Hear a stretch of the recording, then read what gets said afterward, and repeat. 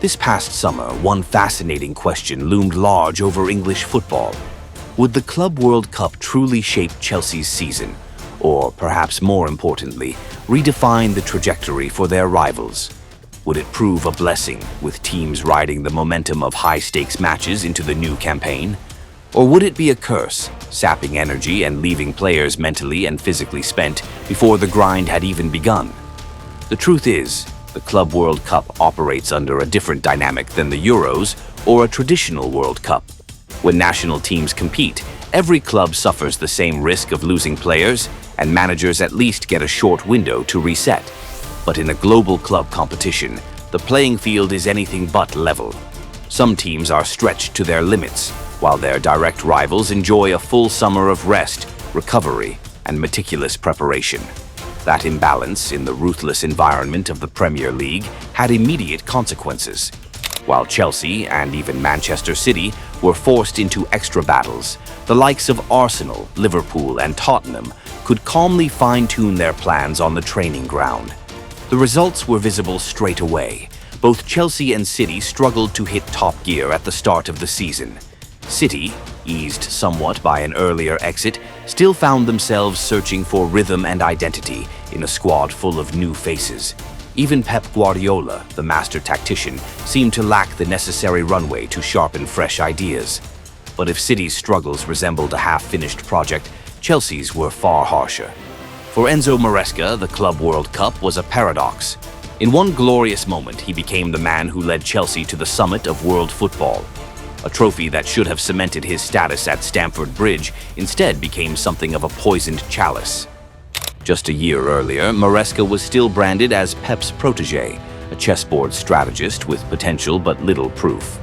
Fast forward 12 months, and not only had he guided Chelsea to a UEFA Conference League triumph, he capped it all with the Club World Cup in America, a resounding high point that sent shockwaves through the footballing world. Somehow, the Conference League king demolished the reigning Champions League holders in a way even Luis Enrique could scarcely have imagined. Almost immediately after that glory, however, Maresca was hit by a flurry of injuries at Chelsea. He himself admitted it wasn't just bad luck. The grueling summer matches had eaten into precious recovery time, and once the Premier League machine kicked into gear, Chelsea were running on empty. The absence of key players destabilized Maresca's newly built system, leaving the team unstable, inconsistent, and unpredictable. Compounding the problem, the Club World Cup triumph also piled enormous pressure onto Maresca's shoulders. Fans expected Chelsea to maintain that peak, to instantly transform into Premier League and Champions League contenders. But those expectations were wildly unrealistic, given the physical toll and the lingering instability caused by the summer campaign. Ironically, that very success had raised the bar to an almost impossible standard. To make matters worse, the trophy itself still commands little respect.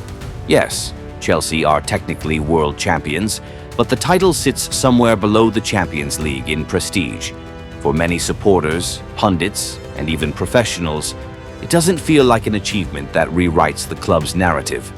Instead of earning credibility, Maresca found himself trapped. He had the silverware but not the recognition, the glory but not the trust.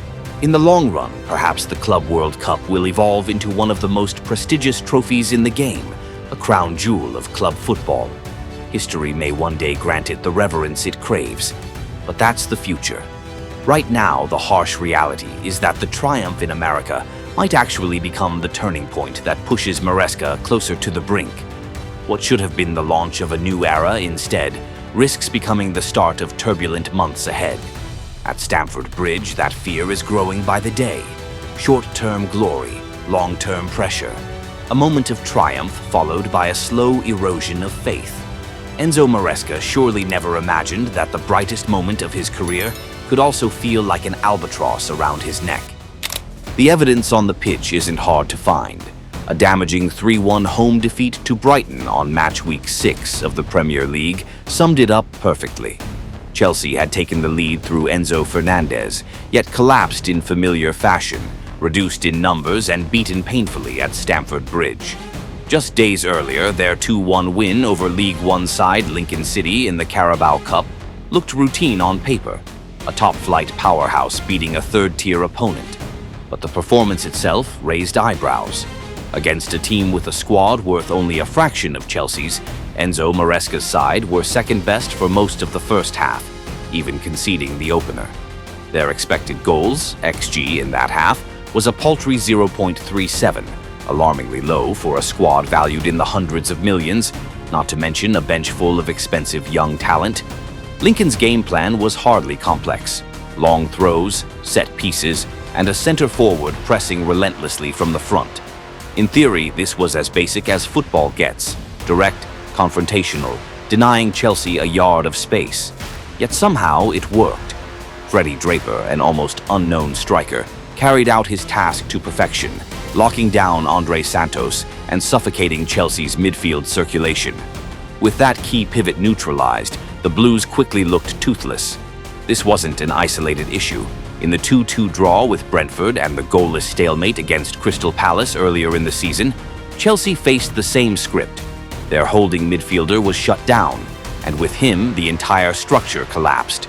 Against Brentford, Igor Thiago shadowed Moises Caicedo in the same way Draper had shackled Santos, leaving Chelsea unable to dictate play until Maresca was forced into sweeping changes after halftime. The repetition raises uncomfortable questions about Maresca's tactical flexibility. If a League One side can expose Chelsea using such a simple blueprint, then Premier League heavyweights will undoubtedly exploit the weakness even further. Recent evidence supports that. A 3-1 loss to Bayern Munich, where Chelsea's midfield was dismantled with ruthless efficiency. It must also be said that Chelsea's problems are not purely structural, they are human as well. This season, the team has had to rely heavily on young players like Facundo Buonanotte and Jorel Hato, both still raw and lacking the composure to adapt under pressure. That lack of maturity translates into a lack of flexibility, meaning Chelsea rarely springs surprises against well-organized defensive blocks. At the same time, their backline continues to be exposed by aerial bombardment, long a trademark weapon of lower league sides. One of the few remaining bright sparks has been Cole Palmer. The moment he steps onto the pitch, the dynamic changes. His intelligent movement carves out pockets of space between the lines, something few of his teammates seem capable of. Marc Cucurella, too, has contributed by drifting inside or stretching wide, giving Chelsea more variety in their attacking patterns. But in highlighting solutions, these players also expose another truth.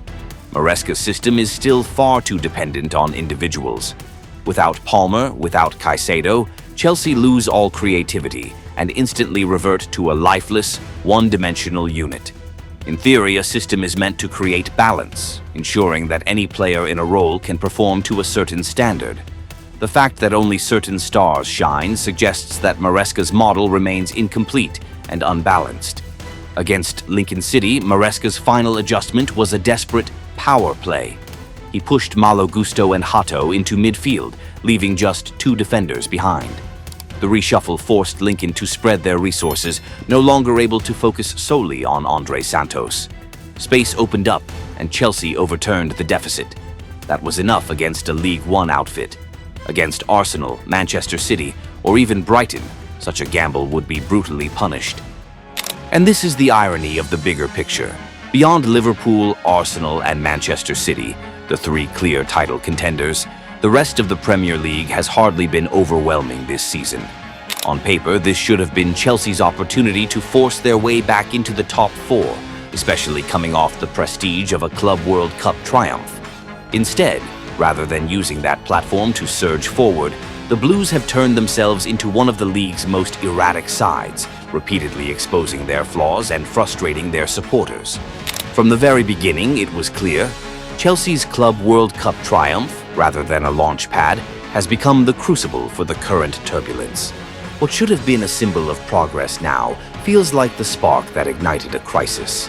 For Enzo Maresca, the only glimmer of hope lies in the return of key players. If Cole Palmer and Liam Delap recover in time, Chelsea will regain the creativity and directness they desperately lack. Palmer, in particular, has been indispensable, but his 3-match absence, which stretches beyond the upcoming international break, leaves a gaping void. Likewise, if Levi Colwill avoids a long-term layoff, Chelsea's defensive structure will be less vulnerable to opponents targeting specific matchups. Yet this very scenario highlights a brutal truth.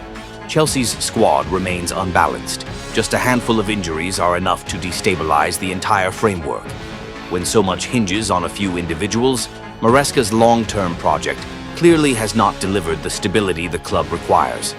And here lies the bitter paradox. The Club World Cup, which was supposed to bring Maresca credibility and reassurance, now only magnifies the underwhelming domestic form. How can a team that conquered the world falter against Lincoln, Brighton, or Crystal Palace? That is the question Maresca must answer, and he can only do so with results on the board. Otherwise, the very triumph that should have safeguarded his reign may yet become the indictment that ends it.